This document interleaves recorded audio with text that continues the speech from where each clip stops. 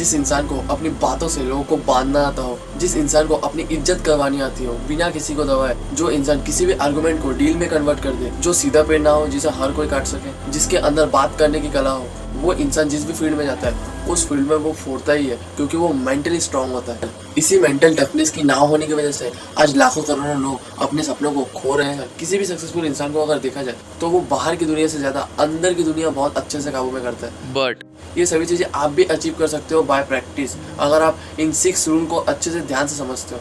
चलिए शुरू करते हैं। फर्स्ट, इनफ यानी काफी कितना होता है। कब हम कह सकते हैं कि इतना बहुत है।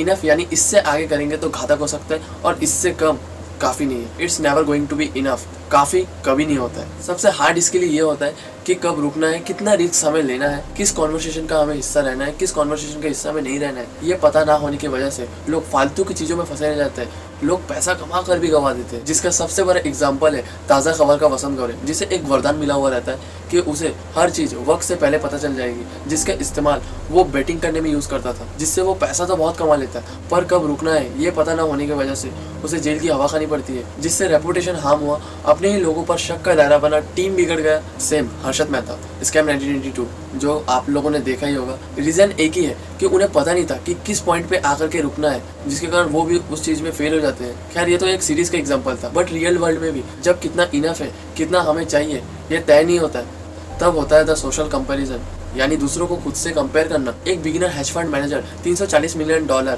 सालाना कमाता है, जो इंडियन रुपीज में होते हैं 2700 करोड़ रुपए। अब ये हेज फंड मैनेजर अगर वर्ल्ड के टॉप हेज फंड मैनेजर को देखे, जिनकी ईयरली इनकम $770 मिलियन, जो रुपए में 300 करोड़ रुपए होते हैं 2018 में। अब अगर यही टॉप हेज फंड मैनेजर अगर वॉरेन बफेट को देखे, जिनकी 2018 में इंक्रीमेंट हुई है $3.5 बिलियन, यानी 28,000 करोड़ रुपए।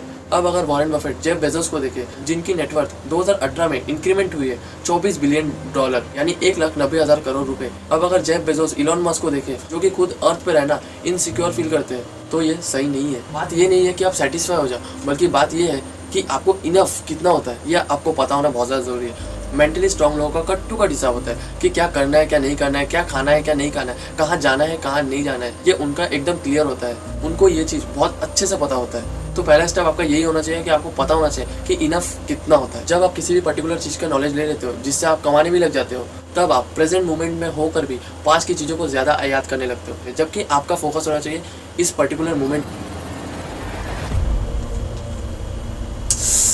अरे यार, ये तो थर्ड पॉइंट था। वेल, अब स्टार्ट कर दिया तो इसे ड्रॉप नहीं करते। वैसे भी बीते हुए चीज़ों पर किसका कंट्रोल है?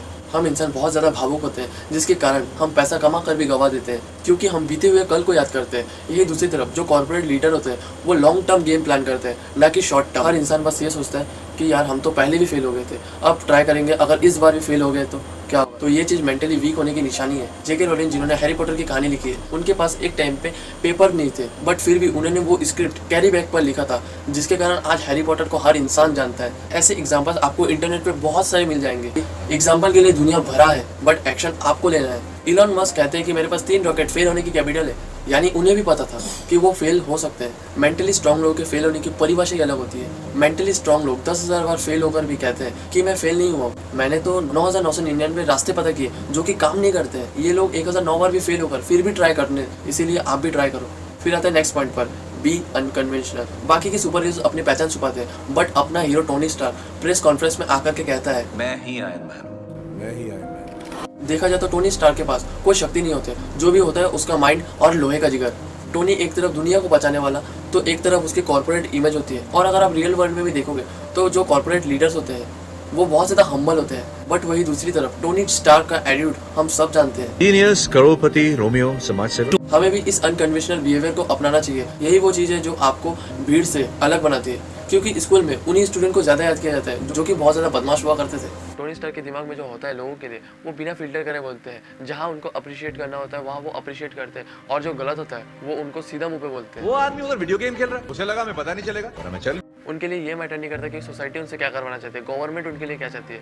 उनके लिए या तो होता है ही इज वे या तो नो वे। आपके पास हमेशा 2 ऑप्शन होता है, या तो आप किसी इंसान को सच्चाई बोलकर उन्हें बुरा लगवा लो, या फिर आप उनको झूठ बोलकर उन्हें भ्रम में रख लो। बाकी हमारी कूल इन्फ्लुएंसर की ऑडियंस समझदारी है। 4th रूल, ऐसी क्या चीजें जो आपको लोगों से कमजोर बनाती है, ऐसी क्या चीजें जिसके कारण आप लोगों के ऊपर डिपेंड होते हो। देखो, हर इंसान का अपना एक ईगो होता है। ईगो जरूरी भी है, बट जब तक वो आपकी सेल्फ स्टीम, सेल्फ कॉन्फिडेंस और आपकी इंपॉर्टेंस को सपोर्ट करता है, बट ज़्यादा होने पर वो इंसान लोगों के सामने कमज़ोर होता है। तो बात आता है कि डिफाइन कैसे करें कि कितना ईगो सही है और कितना ईगो ख़राब है, डिफाइन कैसे करें।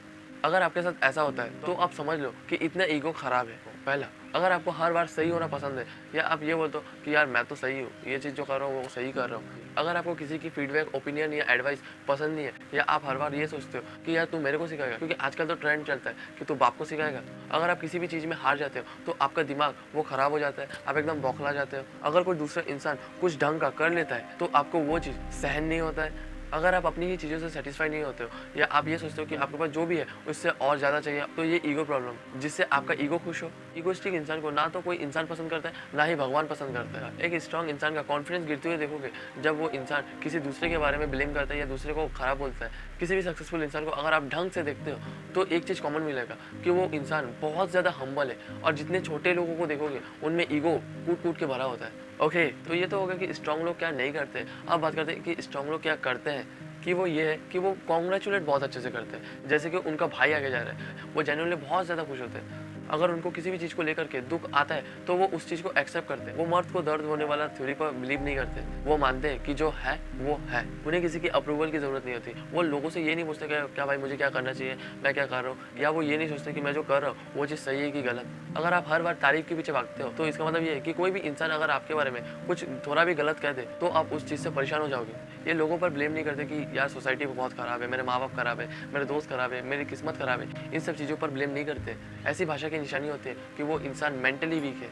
अब सबसे आखिर में बी ग्रेटफुल। अब हर इंसान बस ये सोचता है कि यार मेरी ज़िंदगी ख़राब है, मेरी किस्मत ख़राब है, ये सोसाइटी ख़राब है, ये सब चीज़ें सोचते रहते हैं। बट अब ये सब चीज़ें आपको ना सोच करके आपको भगवान को ग्रेटफुल मानना चाहिए कि आपको ये लाइफ मिला है। हर इंसान का जन्म जो है वो बहुत ज़्यादा यूनिक है। हर इंसान जो कर सकते हैं वो अलग जानवर नहीं कर सकते। शेर या कोई भी जानवर 2 पैरों पर चल नहीं सकते, बट हम इंसान 2 पैरों पर चल सकते हैं। तो इसी चीज़ से आप डिफाइन कर सकते हो कि आप कितने ज़्यादा ग्रेटफुल हो, और आप हमेशा भगवान को थैंकफुल मानो, और आप खुद को ग्रेटफुल मानो कि आपको जो लाइफ मिला है वो बहुत ज़्यादा अच्छा लाइफ मिला है। वरना तो बहुत सारे लोग ऐसे भी हैं जिनको 2 वक्त का खाना नसीब नहीं होता, बल्कि आपको वो चीज़ नसीब हो रहा है, इसलिए आप खुद को ग्रेटफुल मानो। एंड आई थिंक आपको ये वीडियो मेंटली इंप्रूव होने के लिए बहुत ज़्यादा हेल्पफुल करेगा। And thank you watching for cool influencer and wish you all the very best. आप अपने काम को करते रहो और अपनी ज़िंदगी में बवाल मचाते रहो।